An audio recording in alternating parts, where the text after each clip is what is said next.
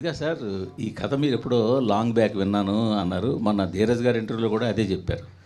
Long back విన్న కథని తిరిగి మళ్ళీ ధీరజ్ దగ్గరికి వచ్చి ధీరజ్ గారు మీ దగ్గరికి వచ్చింది.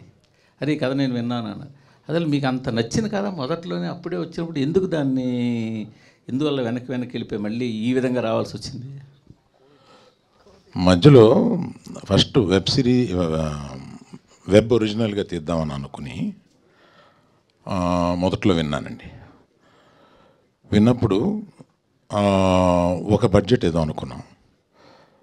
దానికి దీన్ని మంచి సినిమాగా అలా తీయడం ఇది కరెక్ట్ కాదు, మంచి యాక్టర్స్ కావాలి, దీన్ని సినిమాగానే తీద్దాం అని అప్పుడు పాజులో పెట్టాం. ఆ సినిమాగానే తీద్దాం అనుకున్నప్పుడు అప్పుడప్పుడు ఈయన కనపడుతున్నారు, నేను అడుగుతూనే ఉన్నాను. ఈ మధ్యలో ఇద్దరం తీద్దామని ఇంకో కథ మీద కూడా వర్క్ చేశాం. దానికన్నా ఈ కథ బాగుంటుంది కదా అని దీన్ని తీసుకున్నాం. అట్లా జరిగింది అది. సో జరగాల్సి ఉంది అట్లాగా. సార్ మీరు ఇప్పుడు ఈ స్టేజ్ మీద మిమ్మల్ని చూస్తుంటే ఆ మధ్యన ఓ స్టేజ్ మీద బండ్ల గణేష్ మీ గురించి మంచిగానే మాట్లాడుతున్నా కొంచెం లాస్ట్ మినిట్లో వచ్చి క్రెడిట్ తీసుకుంటారు అనేది మళ్ళీ గుర్తుకొస్తుంది. మీరు ఆ మాటలకి బాగా ఫీల్ అయ్యారని ఇన్సైడ్ వర్గాలు పోగట్ట మీరు ఎంతవరకు వీరే ఉంటారు? నేను ఈ సమాధానం చెప్పడానికి నాకు స్థాయి ఉంది, చెప్పట్లేదు. అరవింద్ గారు సార్ ఇందాక నేనే సార్ వాళ్ళందరూ ఏంటంటే వాళ్ళందరూ మాకు ఏంటంటే నేబర్స్ లాంటి వాళ్ళు. రోజు పొద్దున్నే కనపడుతూ ఉంటారు, పొద్దున్న సాయంత్రం ఆఫీస్కి వెళ్ళేటప్పుడు. మీరేంటంటే గెస్ట్ ఎప్పుడో కానీ రారు, పైగా దూరం చుట్టూ అనమాట, అది గమ్మున దొరకరు. చెప్పండి. సీట్లన్నీ వేసారు, నేను సెంటర్ సీట్ తీసుకున్నాను. సార్ అది గీతార్ట్స్ అంటే 50 years లెగసీ. ఎన్నో మీరు అన్నారు ఇందాకే 1.5 నుంచి 3.5 అంటే కోట్లు సంపాదించారని చెప్పారు కాబట్టి ఇంకా కొత్తగా చెప్పడానికి ఏం లేదు. అలాంటి గీతా ఆర్ట్స్ ఎందుకు సేఫ్ గేమ్ ప్లే చేస్తున్నారు ఈ మధ్యకాలంలో? ఎందుకంటే మీ నెక్స్ట్ తరం జూనియర్స్ అందరూ యాక్టివ్గా సినిమాలు చేస్తున్నారు. అరవింద్ గారు ఎక్కువగా ప్రజెన్స్లోనే ఉంటున్నారు. రిస్క్ తీసుకోవడం అంటే ఇప్పుడు కూడా చాలా యాక్టివ్గా ఉంటారు, బట్ రిస్క్ తీసుకోవడానికి ఇప్పటికి అరవింద్ గారు భయపడుతున్నారంటే మీరు రిస్క్ని నిర్వచించండి సార్. అది మీరు నిర్వచిస్తేనే కరెక్ట్గా ఉంటుంది. నేను ఇది రిస్క్ కింద ఫీల్ అవుతున్నాను. మీరు ఫైనాన్షియల్గానే మాట్లాడాల్సి వస్తే ఇది రిస్క్గా ఫీల్ అవుతాను. ఫైనాన్షియల్గా అనుకుంటే మీరు ఫైనాన్షియల్గా కాకుండా రిస్క్ తీసుకోమని ఇంకేదైనా చెప్తున్నారు. Every film is a risk, for every producer it's a risk. Risk గ్యారంటీలతోటి ఇక్కడికి వచ్చేది ప్రేక్షకులని గ్యారంటీ ఏది తీసుకురాలేమండి. ఎవ్రీ ఫిలిం వరుస హిట్స్ కొట్టిన డైరెక్టర్స్ కానీ బ్యానర్స్ కానీ వాళ్ళకి ఫస్ట్ సినిమా పడుతుంది అని అంటే లోపల దడ ఉంటుందండి ఎవరికైనా. సో రిస్క్కి నిర్వచనం వేరువేరుగా ఉంటుంది. అంటే మీరు స్ట్రైట్గా 400, 500, 600 కోట్లు పెట్టి మీరు ఎందుకు సినిమా తీయటం లేదు అనే ప్రశ్న ఉంటే అది స్ట్రైట్గా అడగండి. సరే చెప్పండి సార్, అలాగే చెప్పండి. మళ్ళీ మీకు కాదు, ఇంకోళ్ళకి ఇద్దాం. లేదు చెప్పండి, చెప్పే కదా వేరే వాళ్ళకి ఇస్తా బైక్.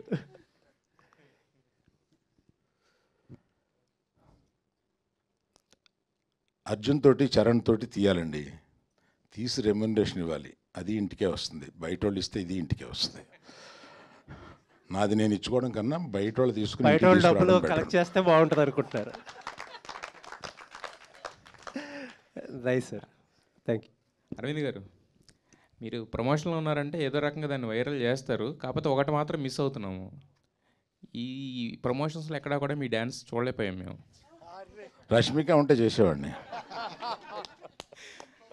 అయితే మీ బ్యానర్లో నెక్స్ట్ అల్లు అర్జున్ గారిది సరైనోడు 2 అని చెప్పేసి ఒక వార్త హల్చల్ చేసింది. సో ఇందాక ఇప్పుడు మీరు అన్నారు కదా బయట వాళ్ళతో చేయాలనుకుంటున్నానని చెప్పి, బట్ ఆ సినిమా మాత్రం ఖచ్చితంగా గీతా ఆర్ట్స్లోనే జరిగే అవకాశం ఏమైనా ఉందా?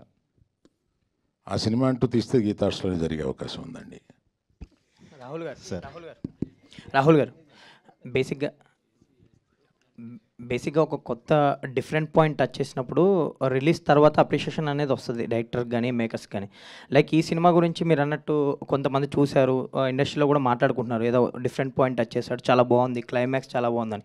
సో అప్రిషియేషన్ వస్తుంది, రిలీజ్కి ముందే మీకు వచ్చేసింది. సో ఎలా ఫీల్ అవుతున్నారు ఆ పాయింట్ గురించి? ఇదంతా ఇప్పుడు రిలీజ్కి ముందే ఇంతమంది మాట్లాడడం, ఇండస్ట్రీలో కూడా మాట్లాడుకోవడం. అంతే అంతే నిజంగా. అంటే ఒకటేనండి, మా ప్రొడ్యూసర్సు అది ఫస్ట్ డేనో, సెకండ్ డేనో, థర్డ్ డేనో ఏదో ఒక రోజు నాకు ఫోన్ చేసి ప్రాఫిట్లో ఉన్నామని చెప్పేంత వరకు టెన్షన్ అయితే పోదండి. That is the most important thing. నమ్మి డబ్బులు పెట్టిన ప్రొడ్యూసర్స్కి డబ్బులు తిరిగి రావాలి. సో అప్పటి వరకు ఖచ్చితంగా టెన్షన్ ఉంటుంది. అండ్ అంతకన్నా జనాల దాకా ఇంకా వెళ్ళలేదు కదా. సో జనాల దాకా వెళ్ళేటప్పుడు వాళ్ళ రియాక్షన్ ఏముంటుంది, వాళ్ళు ఎలా రిసీవ్ చేసుకుంటారనే టెన్షన్ అయితే ఎప్పుడు ఉంటుందండి. So waiting for the release. But ఒక తృప్తి కూడా ఉంది. అరవింద్ గారు చెప్పినట్టు audience centric approach to film making అని ఉన్నప్పుడు మన చేతుల్లో అసలు ఏమీ ఉండదు. ఆ ఫ్రైడే రోజే మనకు తెలుస్తుంది, ఎందుకంటే వాళ్ళకి నచ్చాలని పాయింట్తో మాత్రమే సినిమా తీసాం. బట్ ఇక్కడ story centric approach to film making కూడా ఉంది. సో ఒక చిన్న సాటిస్ఫాక్షన్ అయితే ఉంది. ఏంటంటే రష్మిక నేను కూడా అదే మాట్లాడుకున్నాం. Somewhere we really hope that people love the film, they give us love and appreciation. More than that ఈ సినిమా గురించి వాళ్ళు డిస్కస్ చేస్తారు, డిబేట్ చేస్తారని కోరుకుంటున్నాం. బట్ అరే ఈ స్టోరీ చెప్పాలనుకున్నాం, ఇది తీసేసాం, ఇంకా ఇప్పుడు బయటికి వెళ్తుంది అనే సాటిస్ఫాక్షన్ కూడా ఉంది. సో యూజువలీ సినిమాలంటే ఆ తృప్తి కూడా ఉండదు, టెన్షన్ ఒకటే ఉంటుంది. ఇక్కడ ఆ తృప్తి ఉంది, బట్ అఫ్ కోర్స్ టెన్షన్ కూడా ఉందండి. మీరు తీసిన చీలాసో నాకు చాలా ఇష్టం. Thank you. You know that. All the very best అండి, looking forward. Thank you bro, thank you so much. Rahul గారు, అంటే ఉమెన్ పాయింట్ ఆఫ్ వ్యూ నుంచే ఈ కథను తీసుకోవడం జరిగిందా? రియలిస్టిక్ ఇన్సిడెంట్స్ను కూడా బేస్ చేసుకుని ఈ కథను రాయటం జరిగిందా? ఎట్లా? కోర్స్ అండి, చాలా రియలిస్టిక్ ఇన్సిడెంట్స్ ఉన్నాయి. అంటే ఇద్దరి మధ్య జరిగే స్టోరీనే అండి. Okay, so it's a relationship drama. Relationship అన్నప్పుడే ఒక ప్రొటాగనిస్టే కాదు, ఇద్దరి మధ్య జరిగే స్టోరీ. బట్ చెప్పిన పాయింట్ ఆఫ్ వ్యూ ఈ అమ్మాయి క్యారెక్టర్ పాయింట్ ఆఫ్ వ్యూ, అంతే తేడా. సో అసలు ఒక అమ్మాయి చుట్టే స్టోరీ జరుగుతుందని అన్నట్టయితే కాదు. ఈ అమ్మాయి క్యారెక్టర్ ఎంత ఇంపార్టెంటో అంతే ఇంపార్టెంట్ దీక్షిత్ క్యారెక్టర్ సినిమాలో. రాహుల్ గారు, నో చెప్పాలి అని చెప్పి ఒక పాయింట్ చాలామంది మాట్లాడుతుంటారు, అమ్మాయిలు నో చెప్పలేరు అని చెప్పేసి చాలా విషయాల్లో. సో అట్లాంటి చాలా పాయింట్స్ని ఈ కథలో మీరు ఏమన్నా డీల్ చేయడం జరిగింది అట్లా? చెప్పకుండా చెప్తాను. మీరు చూడండి. Yes there are. అంటే ఈ సినిమా ఎలాంటి టాపిక్స్ డీల్ చేసామంటేనండి, అసలు కోట్ల ఫ్యామిలీస్లో ఒక ఫ్యామిలీకి జరిగే చాలా విచిత్రమైన ఒక స్టోరీ అన్నట్టు ఏం కాదు. ప్రతి ఫ్యామిలీలో ఎక్కడో మీరు మీ ఫ్రెండ్ సర్కిల్లోనో ఎక్స్టెండెడ్ ఫ్యామిలీలో చూసుంటారు. అలాంటి క్యారెక్టర్స్, అలాంటి ప్రపంచం, అలాంటి ఇన్సిడెంట్స్, అలాంటి స్టోరీ. ఒకటేంటంటే అందరి లైఫ్లో జరిగే కొన్ని స్టోరీసు, చాలా సినిమాలు చాలా స్టోరీస్లో దాని గురించి మాట్లాడతారు. అందరి లైఫ్లో జరిగే కొన్ని పాయింట్స్ గురించి ఎవరు మాట్లాడరు, సినిమాలో డిస్కస్ చేయరు, బయట కూడా ఓపెన్గా డిస్కస్ చేసుకోలేరు. అలాంటి కొన్ని పాయింట్స్ గురించి ఈ సినిమా తీసాము. So I think that is the uniqueness of the film. ఏంటంటే ఒక పక్కనేమో చాలా రిలేటబుల్గా ఉంటుంది బికాస్ అందరికీ జరిగే ఇన్సిడెంట్స్, బట్ ఒక పక్కనేమో ఎవరు మాట్లాడిన ఇన్సిడెంట్స్ కాబట్టి ఒక యూనిక్నెస్ కూడా ఉంటుంది. సో అది నమ్ముతున్నానండి. రాహుల్ గారు, సో వై రష్మిక అంటే, ఎందుకంటే ఆమె కమర్షియల్ సినిమాలు చేస్తుంది, పాన్ ఇండియా సినిమాలు చేస్తుంది. ఈ రోలు, ఈ సెటిల్డ్గా ఉండే రోలు ఎందుకు ఆమెను తీసుకోవడానికి రీజన్ ఏంటి? బిహైండ్ అంటే ముందు ఎవరికైనా చెప్పారా? సమంత గారు ఉన్నారు, ఆమె క్లోజ్ మీకు, సో ఈమెనే ఎందుకు చూస్ చేసుకో? సార్ ఒకటి, first of all it is our privilege that we got an A-lister, one of the biggest female stars in the country today do this film. నాకేంటంటే సార్, నాకు ప్రతి సినిమాతో నేను 50 crores శాలరీ కావాలి, నేను 200 కోట్ల సినిమా చేయాలి, నాకు 300 crore బడ్జెట్ కావాలి, అది నా గ్రీడే కాదు సార్. నా గ్రీడ్ ఏంటంటే నాకు చెప్పాలనుకున్న స్టోరీ, నేను నమ్మే స్టోరీసే నాకు చెప్పాలి, బట్ అది ఎక్కువ మంది జనాలకి రీచ్ అవ్వాలి అనే గ్రీడ్ నాకు. సో ఇప్పుడు ఇలాంటి ఒక స్టోరీ చెప్పేటప్పుడు రష్మిక లాంటి ఒక ఆర్టిస్ట్, ఇంత పాపులర్ ఆర్టిస్ట్, ఇండియాలోనే ఇప్పుడు పీక్లో ఉన్న ఒక హీరోయిన్ని తీసుకొచ్చి చెప్తున్నప్పుడు, అరవింద్ గారు లాంటి ఒక ప్రొడ్యూసర్ మాకు దొరికినప్పుడు, గీతా ఆర్ట్స్ అండ్ ధీరజ్ మొగిలినేని ఇలాంటి బ్యానర్స్ మాకు దొరికినప్పుడు ఎక్కువ రీచ్ ఉంటుంది. అది నా గ్రీడ్ అండి. And we are happy. యాక్చువల్లీ ఈ క్వశ్చన్ మీరు అడగాల్సింది రష్మికని. రష్మిక మా స్టోరీ చూస్ చేసినందుకు ఐఎమ్ వెరీ హ్యాపీ, బికాజ్ ఆ గ్రీడ్ నెరవేరుతుంది. ఒక మెయిన్ స్ట్రీమ్ స్టార్తో చెప్పగలుగుతున్నాను ఈ స్టోరీని, సో రీచ్ ఎక్కువ ఉంటుంది. So and she's perfect for the role. She's absolutely perfect for the role. ఎందుకు ఇంకొకరు కాదు అంటే, అంటే నేను రాస్తున్నప్పుడు ఇప్పుడు వరకు ఏ స్క్రిప్ట్ ఒక యాక్టర్ని మైండ్లో పెట్టుకొని రాయలేదండి. స్క్రిప్ట్ ఫస్ట్ రాసేస్తా, స్టోరీ మోస్ట్ ఇంపార్టెంట్. అది ఆనెస్ట్గా, ఆర్గానిక్గా ఉండాలి. ఎవరినో మైండ్లో పెట్టుకొని రాయడం నాకు రాదు. అదొక స్కిల్ సెట్, అది నేను డెవలప్ చేసుకోవాలి, ఇప్పుడు దాకా లేదు. బట్ స్క్రిప్ట్ రాసుకున్న తర్వాత ఎవరు సూట్ అవుతారని డిస్కస్ చేసి అరైవ్ చేసిన ఒక డెసిషన్ అంతే.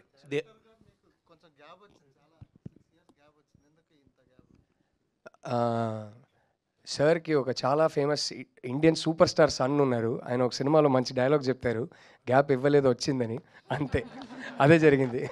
ధీరజ్ గారు ఈ క్వశ్చన్ ప్రొడ్యూసర్ ధీరజ్కి కాదు, డిస్ట్రిబ్యూటర్ ధీరజ్కి. సార్ జనరల్గా అంటే సినిమా ఇంకా అయిపోయింది, ప్రమోషన్స్ అయిపోయినాయి ఆల్మోస్ట్, ఒక రోజులో రిలీజ్, ఇంకా మేబీ రేపు ప్రీమియర్ కూడా వెళ్తారు అనుకుంటా మీరు. సో ఒక బిగ్గెస్ట్ ఫీమేల్ సూపర్ స్టార్ ఉన్నారు మీకు సినిమాలో, కంటెంట్ కూడా అరవింద్ గారి దగ్గర నుంచి అందరూ కూడా స్టాంప్ వేసి పంపించారు, మంచి కథ అని ఊరిస్తున్నారు. మీరు ఇప్పటి వరకు ఇచ్చిన కంటెంట్లో, మీరు చేసిన ప్రమోషన్స్లో ఎంతవరకు సక్సెస్ఫుల్గా సినిమాని ఆడియన్స్లోకి తీసుకెళ్ళామని అనుకుంటున్నారు? డిస్ట్రిబ్యూటర్గానే చెప్పండి, ప్రొడ్యూసర్గా వద్దు. అంటే మేము చేయాల్సిన ఎఫర్ట్, మేము పెట్టాల్సిన ఎఫర్ట్ మ్యాక్సిమం పెట్టాం సార్. బట్ నేను ఒకటి బిలీవ్ చేసేది ఏంటంటే, మేము చేసే ప్రమోషన్తో రీచ్ ఎంత వెళ్తుంది కన్నా సినిమా ఒక షో పడితే దాని రీచ్ 100 times ఉంటుంది అనేది ఫస్ట్ నుంచే నా నమ్మకం సార్. కానీ అలానే మనం ప్రమోషన్ చేయకుండా ఉన్నాం కదా, మేము పెట్టాల్సిన ఎఫర్ట్ మ్యాక్సిమం పెట్టాము, ఆడియన్స్ దగ్గరికి తీసుకెళ్తున్నాము. షో పడ్డాక అది 100 times యాంప్లిఫై అవుతుంది సార్, అది నా నమ్మకం. All the best. Thank you. Aravind garu ఇక్కడ సార్, బేసికల్లీ ఇప్పుడున్న తెలుగు ట్రెండ్ అంటే తెలుగు సినిమాల ట్రెండ్ ప్రకారం చూస్తే కనుక స్టోరీ ఉన్నా లేకపోయినా ఎలివేషన్స్, ఒక 4 సాంగ్స్, 4 ఫైట్స్, ఆ తల నరికే సీన్స్ కావచ్చు, వీటి మీద ఎక్కువ డిమాండ్ ఉంది ప్రజెంట్ మనం సక్సెస్ అవుతున్న కమర్షియల్గా కూడా సినిమాలు చూస్తే. బట్ మీరు ఒక ఫిమేల్ సెంట్రిక్ మూవీని తీసుకొస్తున్నారు, ఇది కమర్షియల్గా కూడా సక్సెస్ అవ్వాల్సి ఉంది, ఎందుకంటే అయితేనే నెక్స్ట్ వచ్చే మూవీస్ ఉంటాయి. సో కమర్షియల్గా సక్సెస్ పరంగా ఎట్లాంటి డీల్ చేస్తున్నారు మార్కెట్ తోటి? మీ ప్రశ్నగా చేయండి దాన్ని, స్టేట్మెంట్ కాకుండా ఒక ప్రశ్నగా చేస్తే నేను సమాధానం చెప్పడానికి బాగుంటుంది. సరే, మీరు అలా అనుకుని కూడా చెప్పొచ్చు, ప్రాబ్లం లేదు. మీ క్వశ్చన్ ఏంటి? అంటే యాక్చువల్లీ కమర్షియల్, ఇప్పుడు మనం పరదా సినిమా చూసి, అంటే మూవీస్ నేమ్స్ ఇక్కడ చెప్పకూడదు, ఫిమేల్ సెంట్రిక్ మూవీస్ ఏవైతే ఉన్నాయో, హీరోయిన్ ఓరియంటెడ్ మూవీస్, వాటిని కమర్షియల్గా తీసుకెళ్ళడానికి చాలా రిస్క్. అది ప్రొడ్యూసర్స్ కావచ్చు, ఎంత మంచి సినిమా అయినా, ఎంత పెద్ద స్టార్ హీరోయిన్ ఉన్నప్పటికీ కూడా. సో కమర్షియల్గా ఈ సినిమాని ఎట్లా వర్కౌట్ చేసుకోవడానికి ఎలా డీల్ చేస్తారు అని అడుగుతున్నాను నేను. మీరు కోర్టు సినిమా చూశారు కదా, కమర్షియలా కాదు, కంటెంట్ నచ్చింది. కంటెంట్ నచ్చి కనెక్ట్ అయితే తప్పనిసరిగా చూస్తారని నమ్ముతాం. That's all. Okay, great. Rahul గారు, సో ప్రజెంట్ ఏదైతే జనరేషన్ ఉందో వాల్యూస్ పరంగా చాలా తగ్గుతుంది అనేది, ఇటు ఫ్యామిలీస్ పరంగా కావచ్చు, బయట లవర్స్ అవునా ఎవరైనా కానీ ఉంది, ఆ టాక్ అనేది వినిపిస్తుంది కదా మనకి. సో ఇప్పుడున్న జనరేషన్కి వాల్యూస్ పరంగా ఎట్లా యూజ్ అవుతుంది అంటారు? ఎందుకంటే ఇదంతా కూడా విమెన్ సెంట్రిక్ లాగే అనిపిస్తుంది వన్ సైడ్లో, బట్ ఆయన రోల్ని మనం పక్కన పెట్టలేము. అది లాస్ట్లో హీరోయిన్ నో చెప్తుందా లేకపోతే ఏమవుతుంది అనేది పక్కన పెడితే వాల్యూస్ పరంగా ఎలా ఉండబోతుంది? ఈ సినిమా ఏ టైప్ సినిమా అంటే, ఈ సినిమా డీల్ చేసే టాపిక్స్ ఎలాంటిదంటే 10 ఏళ్ళ ముందు కూడా రెలవెంట్, ఇవాళ కూడా రెలవెంట్, నాకు తెలిసి 10 ఏళ్ళ తర్వాత కూడా రెలవెంట్ ఉంటుంది. కొన్ని టాపిక్స్ ఒక అమ్మాయి ఒక అబ్బాయి మధ్యలో ఉన్న రిలేషన్షిప్లో కొన్ని టాపిక్స్ కాంటెక్స్ట్ ఎలా ఉంటాయంటే, ఒక 5 yearsకి ఒకసారి జనరేషన్ బట్టి మారుతూ ఉంటుంది. కొన్ని టాపిక్స్ ఎలా ఉంటాయంటే అది ఎప్పటికీ మారవు. ఈ సినిమా ఎప్పటికీ మారని ఆ టాపిక్స్ గురించి. So I don't think that will be an issue for us. And ఈ జనరేషన్స్కి వాల్యూ తగ్గుతుందని అయితే నేను చెప్పనండి. అంటే ఒక్కొక్క జనరేషన్కి ఒక కల్చరల్ కాంటెక్స్ట్ వేరే ఉంటుంది, వాళ్ళ మైండ్ సెట్టే వేరు.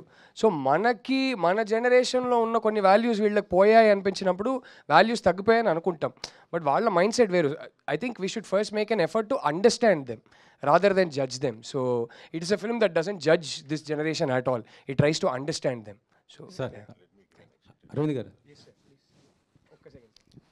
మీరు అడిగిన దానికి ఎక్స్టెన్షన్ చెప్తాను. Question is very good. ప్రతి ఇంట్లోనూ 10 ఏళ్ల క్రితం, 20 ఏళ్ల క్రితం, 10 సంవత్సరాల తర్వాత కూడా జరిగే విషయాన్ని ఇదివరకు మాట్లాడుకునే వాళ్ళం కాదు, ఇవాళ మాట్లాడుకుంటున్నాం. రేపు ఎలుగెత్తి మాట్లాడతాం. ఆ రేపు ఎలుగెత్తి మాట్లాడేది ఇవాళ మేము మాట్లాడుతున్నాం, అంతే. అంటే రాహుల్ గారు, ఇప్పుడు సార్ చెప్పారు కాబట్టి, అంటే ఇది ఎక్కడైనా జరిగిన సంఘటన సార్? అంటే ఏదన్నా దీనికి రీజన్ ఏంటి అసలు? సార్ అంటే నేను హాస్టల్లో ఉన్నప్పుడు ఒక చిన్న ఇన్సిడెంట్ జరిగింది, బట్ దానికి సినిమాకి ఇప్పుడు సంబంధం లేదు. ఆ ఇన్సిడెంట్ అనేది నా కథకి సీడ్ అంతే. అక్కడ నుంచి ఒక థాట్ ట్రిగర్ అయ్యి అది కంప్లీట్లీ ఒక ఇమాజినరీ స్టోరీగా ఫామ్ అయింది. సో ఈ మొత్తం సినిమా ఒక జరిగిన ఇన్సిడెంట్ మీద బేస్డా అంటే కాదండి. సార్ అరవింద్ సార్, మొన్న ట్రైలర్ లాంచ్లో మీరు విజయ్ దేవరకొండ కానీ ప్రీ రిలీజ్ ఈవెంట్కి తీసుకొస్తున్నారు, కానీ ఈవెంట్ చేయట్లేదు, ఎందుకు సార్?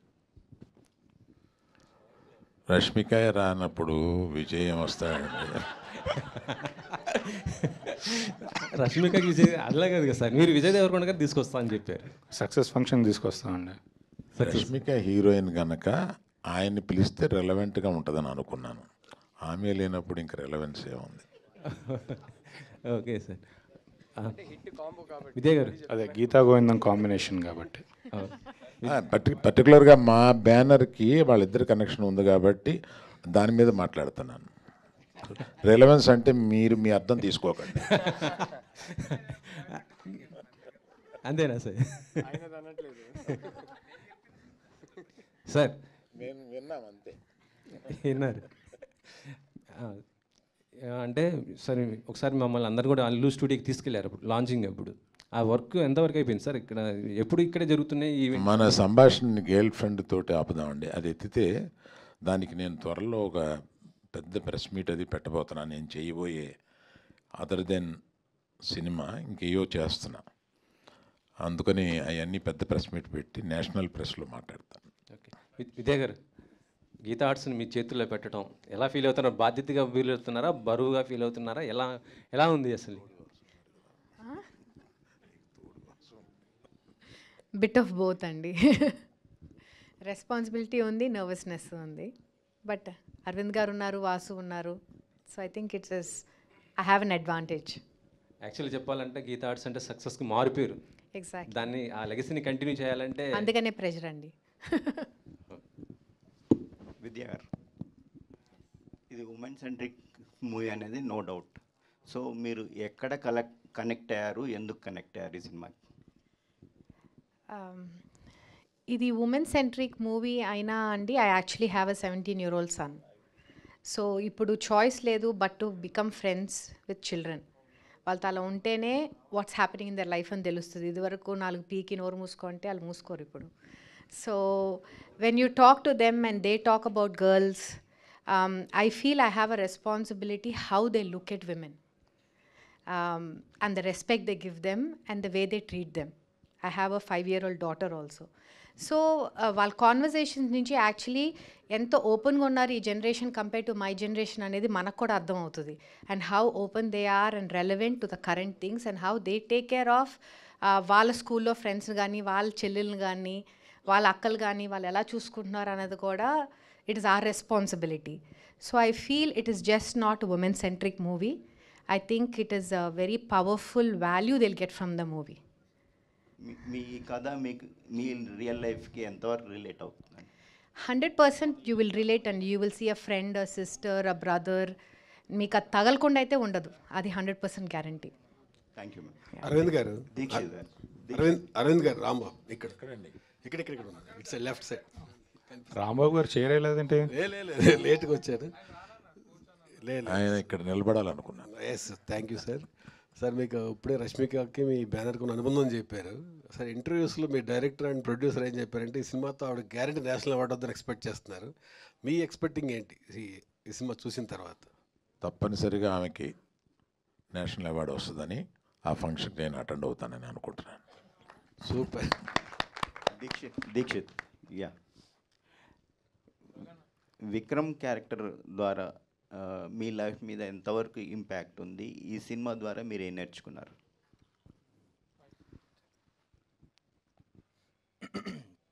కొన్ని అంటే విక్రమ్ క్యారెక్టర్ చేస్తూ గర్ల్ ఫ్రెండ్ సెట్లో రాహుల్ సార్ని మీట్ అయిన తర్వాత కూడా కొన్ని విషయాలు మారిందండి. The way I see things has changed a bit. And I think మన యాక్టర్ లాగా ప్రతి క్యారెక్టర్ చేసినప్పుడు will not be the same.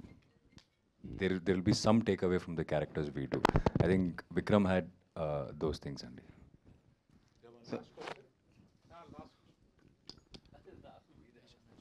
Hesham ji, what kind of experiment you did for this girlfriend? I think it was very easy process working with Rahul Garu, because the emotion he was trying to convey through the characters was purely romantic, and the conflicts that is happening in the film. So all the 4 songs that has the last song is going to come out today, which you all heard. Every song is very romantically and deeply written, lyric wise and melody wise. So it was a very straightforward process. But having said this, after I watched the film, just like everyone has said, I'm actually in the world of Vikram and Bhuma. So music is only one aspect of the film, and I think Rahul has done a phenomenal job in making this into a cinema for the next couple of years, which everyone will be talking. I'm glad to be part of the project. No, it was a very straightforward process. Yeah. Thank you.